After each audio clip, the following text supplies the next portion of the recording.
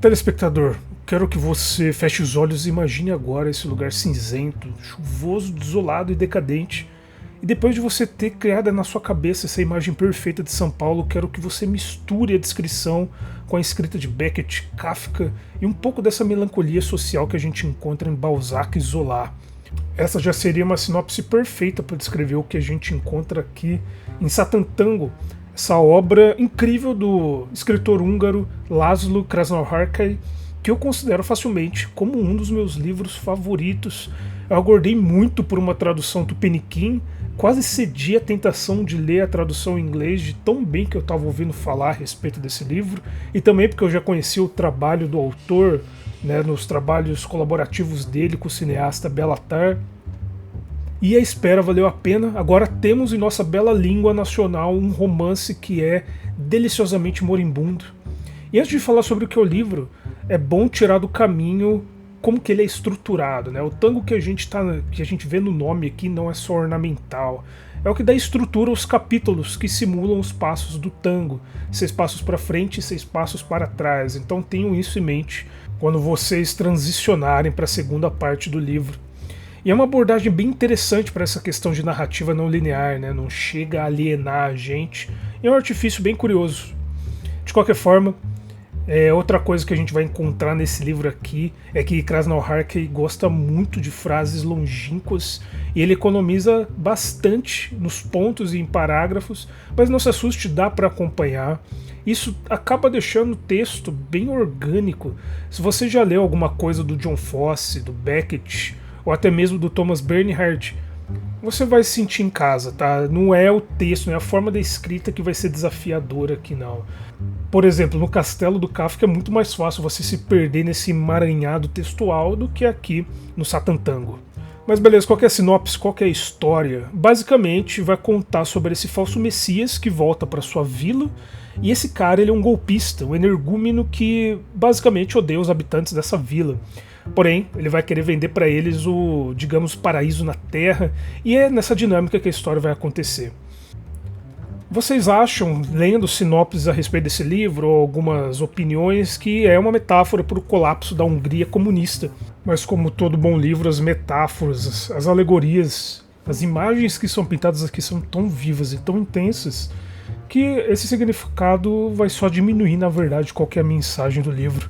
É muito mais do que isso. E oferece muito mais do que só um retrato artístico do que foi esse período da Hungria. Na realidade, acaba sendo um retrato meio universal sobre toda a humanidade. Um retrato bem pessimista, na verdade.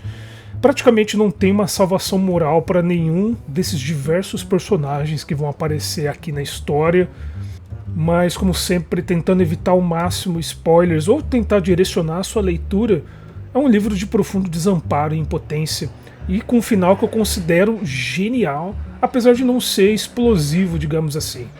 O falso messias, o Irimias, que é, em teoria, o personagem principal do livro, é um dos mais fascinantes da literatura moderna, pelo menos no meu ponto de vista, e o número de paralelos que a gente consegue traçar entre ele e pessoas reais e de outros livros é tão vasto quanto a sua capacidade de memória e de recordação histórica.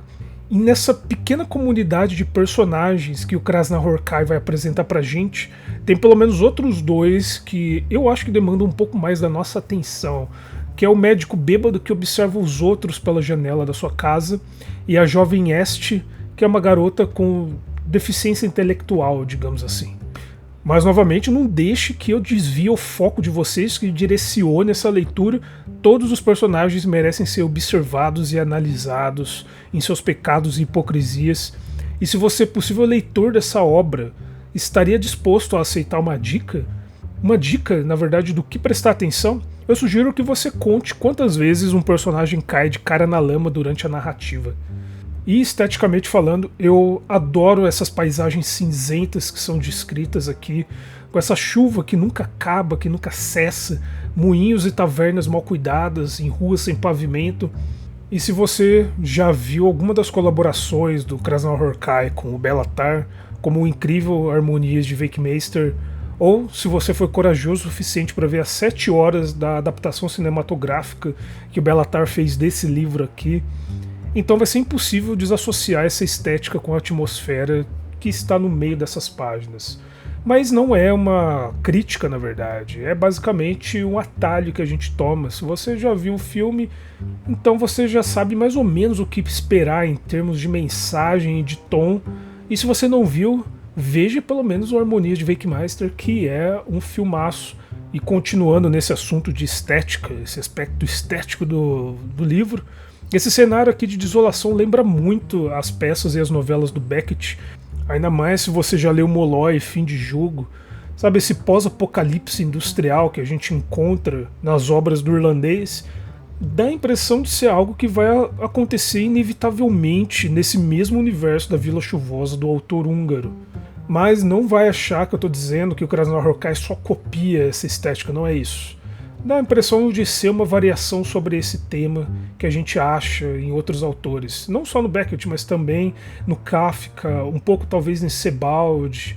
E é um livro pessimista e melancólico, e eu não uso esses termos com muita parcimônia para descrever uma obra. O interessante não é só falar que a obra é melancólica, mas como que ela é melancólica, porque aqui em Krasnahor Horkai é muito diferente do que em Sebald ou nos livros da Müller. É uma atmosfera pintada em tons de cinza que, mas as pinceladas são muito diferentes, é um outro contexto. A melancolia de Krasnahor Horkai ela é muito mais abrasiva, muito mais suja, às vezes até meio pastelão, mas sem deixar de ser trágica e de nos pegar de surpresa. E novamente, sem querer dar muitos spoilers, a graça aqui nesse livro é que tem momentos que, por ser um livro de conversas e de interações, você é pego desprevenido pelas coisas que acontecem aqui. Por vezes aqui dá a impressão de que as coisas que acontecem beiram o onírico, beiram o mágico, e é o tipo de coisa que eu quero que vocês entendam lendo o livro sem que eu precise falar, porque, novamente, sem spoilers, vale a pena você encarar todo o desencanto perante a humanidade que o Krasnahor Horkai está narrando aqui. Só saiba que ao ler você não vai ter uma experiência muito positiva em relação às pessoas, em relação à sociedade, mas não é isso que importa. O que importa é que um belo livro sobre melancolia e sobre desilusão com a sociedade, com as pessoas e com a capacidade de escolha que nós temos perante essas figuras messiânicas que às vezes cruzam o nosso caminho. Então aqui novamente tem esse efeito dramático. Não é à toa que o nosso poeta Manuel Bandeira escolheu ele como desfecho do seu poema Pneumotórax, ao invés de usar uma dança mais característica como o samba, por exemplo. Bem, de qualquer forma, a minha nota para esse livro é um feixe de explosivos.